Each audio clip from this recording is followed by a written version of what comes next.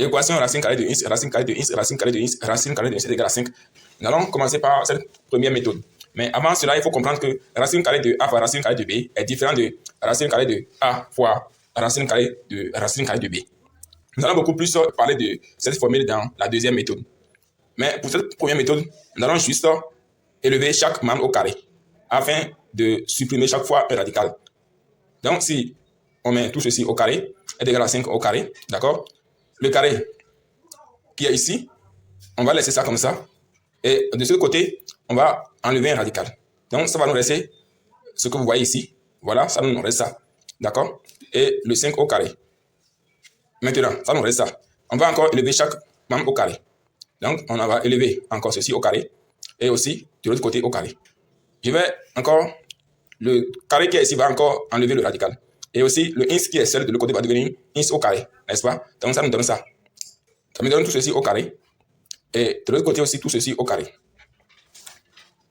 À ce niveau, le carré ici va encore enlever le troisième radical. Et le ins qui est là va devenir carré. Et le ins au carré va devenir ins S dans 4. Donc, ça me donne ça. Si on élève chaque membre au carré, comme ça, le carré au niveau du radical, c'est juste pour encore multiplier ce qui est sous 4 là par 2. Ça fait 8. Et 2 va devenir 4. Et ça nous donne ça. Et justement, il y a un radical qui va encore s'enlever. Je vais élever tout encore au carré. Et le seul radical qui me reste doit être aussi enlevé. Voilà. Et ici, on aura ceci, n'est-ce pas? On aura ceci.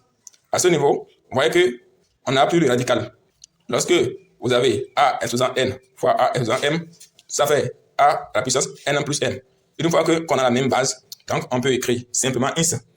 Voilà, ceci là c'est exposant 1. Pour ce faire, on peut écrire simplement ins et regrouper toutes les puissances en haut, comme ça. Voilà. Lorsque nous arrivons à regrouper toutes les puissances en haut, ça fait... Alors, ins puissance 31 égale 5 puissance 32. Comment faire pour avoir ins? C'est ins que nous voulons. Pour ce faire, il faut 31 par son inverse. Donc, ça fait ins puissance 31 fois 1 sur 31. Et le 1 sur 31 là va aussi multiplier l'autre membre. Ça fait aussi fois 1 sur 31.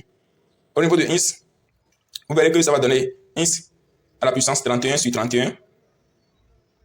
Et de l'autre côté, ça va donner 5 à la puissance 32 sur 31. Donc, directement, nous avons la valeur de ins, qui est ins est égal à 5 à la puissance 32 sur 31. Voilà la première méthode. La deuxième méthode,